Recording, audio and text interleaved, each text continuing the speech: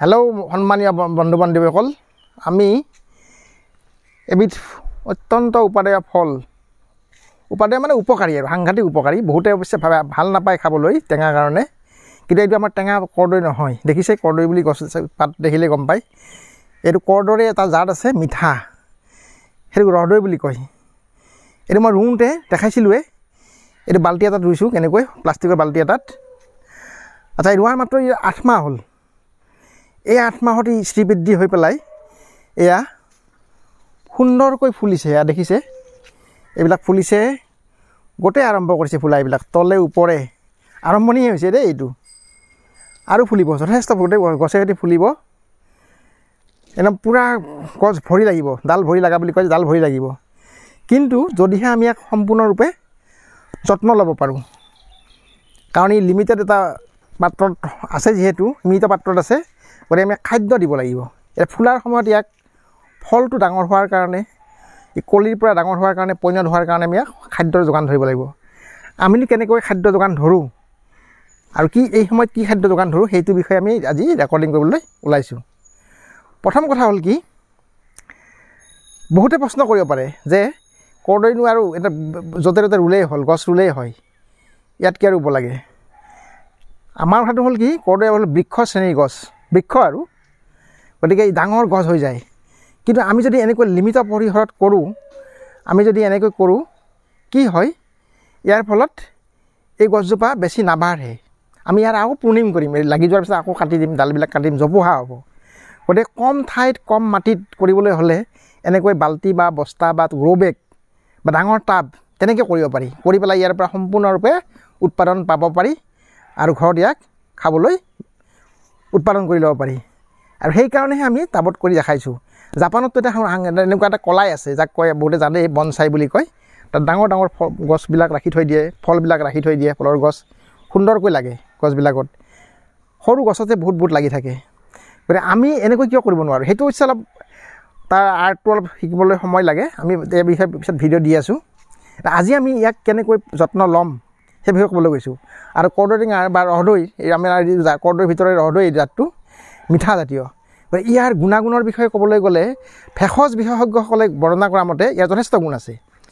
ইয়াত বহুত ভিটামিন আছে, খনিজ পদাৰ্থ আছে, তাৰপিছত আপোনাৰ এণ্টি অক্সিডেণ্ট আছে। এইবিলাক গুণৰ কাৰণে ই বহুত উপকাৰী। বহুতে খাবলৈ বেয়া পালেও ইয়াৰ কিন্তু ঔষধি গুণ বহুত আছে। বিশেষকৈ এই পাচনতন্ত্ৰৰ গতিবেগ বঢ়ায়, হজম শক্তি বঢ়ায়। সেইকাৰণে আমাৰ আগৰ পৰাই খালী পেটে কৰ্দৈ কেতিয়াও খাবলৈ নিদিয়ে, কাৰণ হজম হয়, এই মানুহৰ ভোক লগাই দিয়ে। গতিকে বদ হজম হয়, কৰ্দৈ খালে হজম হৈ যায়, ডাইজেশ্যনত সহায় কৰে। ঠিক তেনেকৈ ইয়াত মেগনেছিয়াম, পটাছিয়াম, ছ'ডিয়াম, কেলছিয়াম গোটেইখিনি আছে, খনিজ পদাৰ্থ। গতিকে সেইবিলাকে কৰে কি, আমাৰ দেহৰ কিছুমান শক্তি বা কিছুমান আমাক উপকাৰ কৰে। উদাহৰণস্বৰূপে পটাছিয়াম আৰু ছ'ডিয়াম থকাৰ কাৰণে ব্লাড প্ৰেছাৰৰ যিটো নিয়ন্ত্ৰণ সেইটো কৰে। আৰু লগতে ই ফাইব্ৰাছ, আঁহজাতীয়। এই আঁহজাতীয় কাৰণে কি হয়, ইয়াৰ প্ৰত্যেক আঁহজাতীয় ফল বা শাক পাচলিৰ এটা গুণ আছে কি, কেঞ্চাৰ প্ৰতিৰোধী গুণসম্পন্ন। গতিকে এই ৰহদৈও তেনেকুৱা, কেঞ্চাৰ প্ৰতিৰোধ কৰাৰ কাৰণে সক্ষম।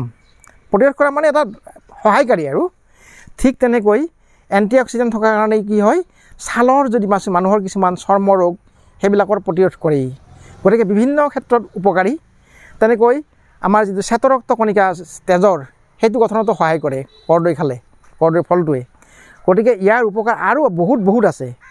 ভিটামিন বি আছে, B12 আছে, তাৰপিছত আপোনাৰ চি ভিটামিন আছে, যথেষ্ট বস্তু আছে ইয়াত। গতিকে সেইবিলাক আমি আৰু গোটেই ক'বলৈ নাযাওঁ। ভেষজ বিশেষজ্ঞসকলে যি কয়, তেখেতসকলে যিটো মন্তব্য দিছে, আমি তাৰ পৰাহে উদ্ধৃত কৰিছোঁ, আমি নিজে কোৱা কথা নহয়। গতিকে এনেকুৱা অত্যন্ত উপাদেয় ফচলবিধ বা ফলবিধ আমি কিয় নকৰোঁ। এনেকৈ সীমিত পৰিসৰত, আমাক বহুত মাটি নালাগে, বহুত ঠাই নালাগে, আমি সীমিত পৰিসৰতে কৰিব পাৰোঁ।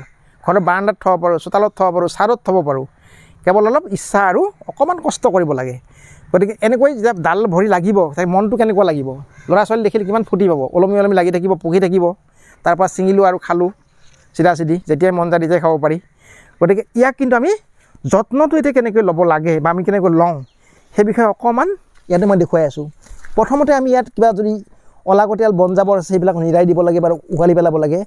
তাৰপিছত গুড়িটো আমি অকণমান এনেকৈ খুচৰি ল'ম খুচৰি লৈ পেলাই আমি ওপৰতে দিম দেই এই বস্তুটো যিটো দিব লাগে খাদ্য ইয়াৰ ওপৰতে দিম দি পেলাই অকণমান ইয়াতে আমি পচন সাৰ দিম চাব প্ৰথমতে আমি কি দিম ইয়াতে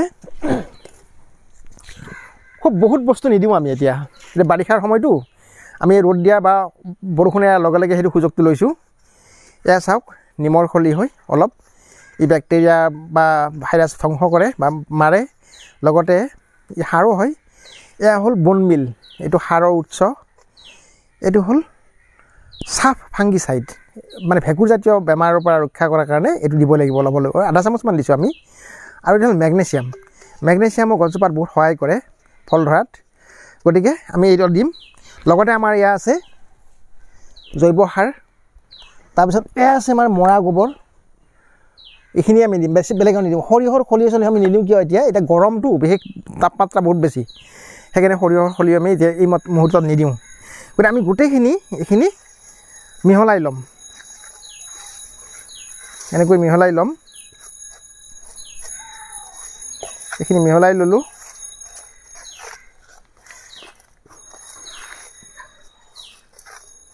এয়া মিহলাই ল'লোঁ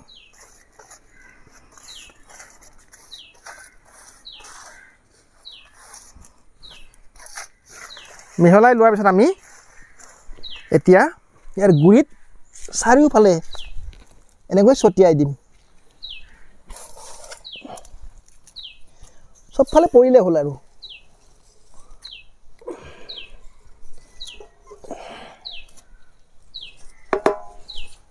এনেকৈ আমি গুৰিত দি দিলোঁ দি দিয়াৰ পিছত এতিয়া আমি ইয়াৰ ওপৰত প্ৰথমতে আমি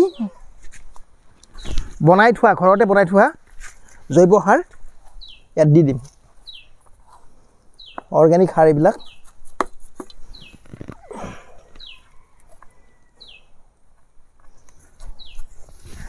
তাৰপিছত দিম আকৌ এই যে আমাৰ মৰা গোবৰ বুলি কয় বা শুকান গোবৰ এয়া এইখিনি আমি দি দিম